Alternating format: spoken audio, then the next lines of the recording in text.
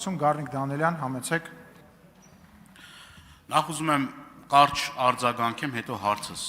Ինչ վերաբերվում է պարգևավճարներին, հետևյալ առաջարկը ունեմ։ Ես առաջարկում եմ յուրաքանչյուրին քաղաքացիական պայմանագիր կուսակցությունից հրավիրում եմ այն պարգևավճարները, որ մենք ստացել ենք, մենք ամբողջությամբ ուղղել ենք սոցիալական ծրագրերին, բայց ոչ թե կամերաների ներկայությամբ մի քանի կիլո կանֆետ գնում ենք եւ ընտանիքներին բաժանում ենք եւ PR-վելու խնդիր ունենք, այլ իրապես գետնի վրա գործ ենք անում։ Դա ես կրկնում եմ, ինչ ասում եմ, հիմնավոր եմ ասում, ոչ թե ձեր նման պարոն Փաշինյան, մերկապարանոց հայտարարություններ եք անում, ծառայող փող ստանալու։ Միգուցե դա սեփական փորձից եք ասում։ Ես եւ իմ գործընկերները ծրարով փող երբեք չենք ստացել եւ չենք պատրաստվում ստանալ որևիցե մեկից։ Եվ ես իմ հարցին անդրադառ, իմ հարցն եմ ուզում ձեզ ուղղել։ Չի փոխվել, ես կարծում եմ, որ եկեղեցին եւ պետությունը անջատեն եւ պետությունը չպետք է խառնվի եկեղեցու գործերին։ Պարոն Փաշինյան, սա ձեր հայտարարությունն է եկեղեցու հետ կապված։ Դուք հետեւյալ հայտարարություն եք անում, որ պետությունն ու եկեղեցին անջատեն։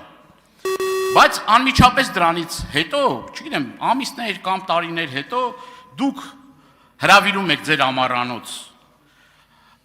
կարգալույց հոգևորականների, ստորագրում եք մի փաստաթուղթ, որտեղ գրված է ձեր անուն-ազգանունը եւ վարչապետ Նիկոլ Փաշինյան։ Ուղիղ խառնվելով եկեղեցու ներքին գործերին, որը սահմանադրության 17-րդ եւ 18-րդ հոդված գոյություն ունի, եւ 17 եւ 18-րդ հոդվածները հստակ ամրագրում է այն դրույթը, որի մասին ես խոսեցի։ Դուք ուղիղ միջամտություն եք իրականացրել եկեղեցու ներքին գործերին, որը որ օրենքի խախտում է։ Շնորհակալություն, հարցին կպատասխանի։ Նման վերջացնեմ խոսքս, նման օրինախախտմամբ եք պատկերացնում հայ առաքելական Սուրբ եկեղեցու բարենորը։ Համ ասում եք մերկապարանոց, համ էլ բան եք ասում, որ իրոք մերկապարանոց է, այդ մարդիկ կարգալույց չեն։ Բա տեսակ ինչ է։ Շնորհակալ եմ հարցի համար, պարոն Դանիելյան, եթե նախկինում իմ ասած հայտարարությունները ամբողջական մեջ բերեք, դրա ունի շարունակություն, որ եկեղեցին էլ չպետք է խառնվի պետության գործերին։ Հիմա մենք իմանում ենք, այդ թվում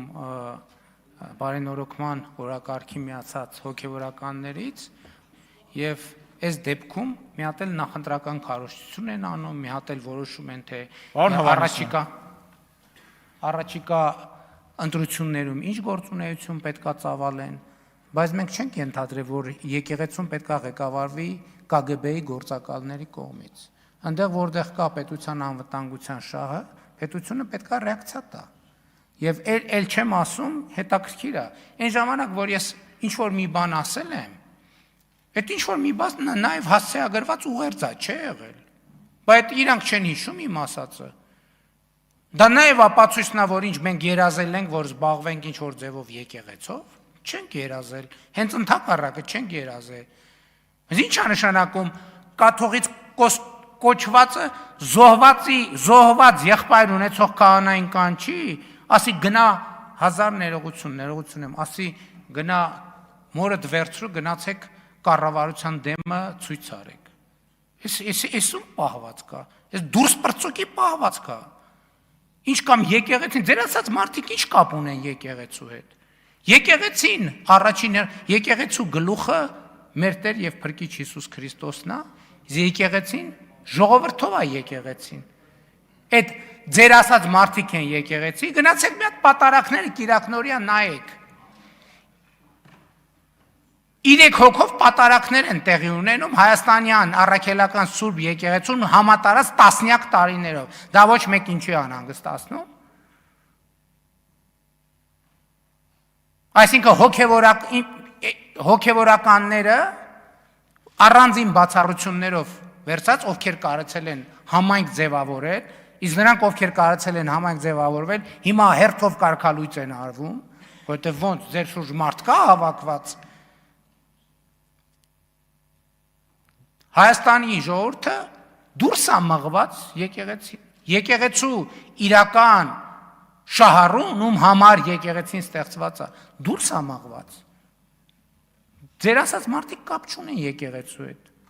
Իրենք իրավունք չունեն եկեղեցու անունից խոսալ։ Իրավունք չունեն, որովհետև իրանք Հայաստանյա Առաքելական Սուրբ եկեղեցու բոլոր կանոններով վաղուց իրանք հոգևորական չեն ընդհանրապես։ Եկեղեցու անունից հանդես գալու եւ ես ասել եմ ձեր նշած անձի ոչ մի որոշում չի ճանաչվելու Հայաստանի Հանրապետության կողմից։ Ոչ մի։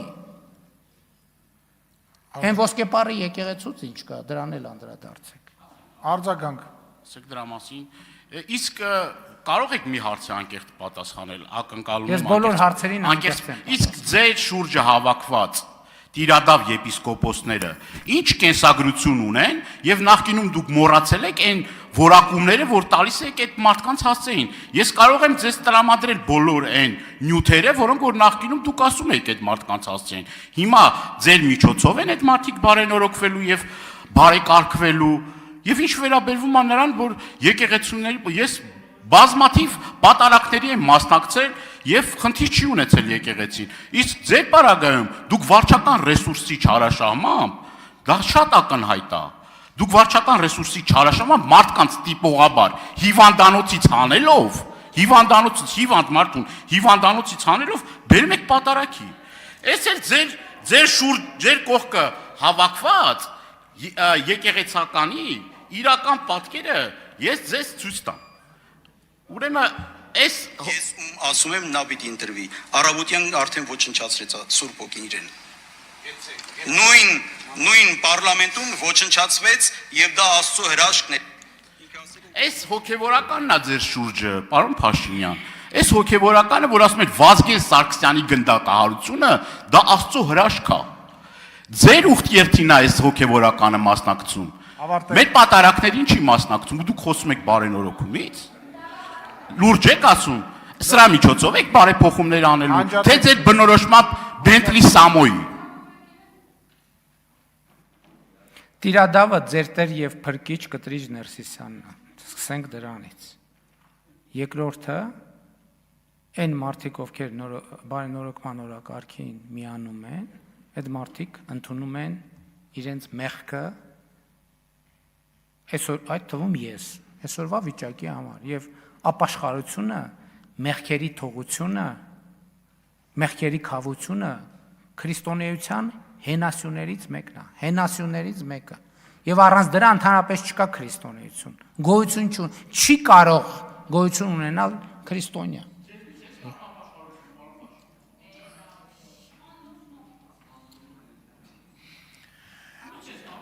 Լրություն լավ բան Դանիել, ինչ եք խոսում։ Հայաստանյա Առաքելական Սուրբ եկեղեցու պատարակի կարգում կա մեղքերի թողության կարգ եւ նրանք ովքեր դրա կարիքը ունեն, անցնում են այդ մեղքերի թողության կարգի միջով, ենթադրում եմ, որ դուք եւ ձեր շրջապատը չունեք դրա կարիքը։ Ինչի կապակցությամբ ձեզ շնորհավորում եմ։ Շնորհակալություն, հաջորդ հարցի համար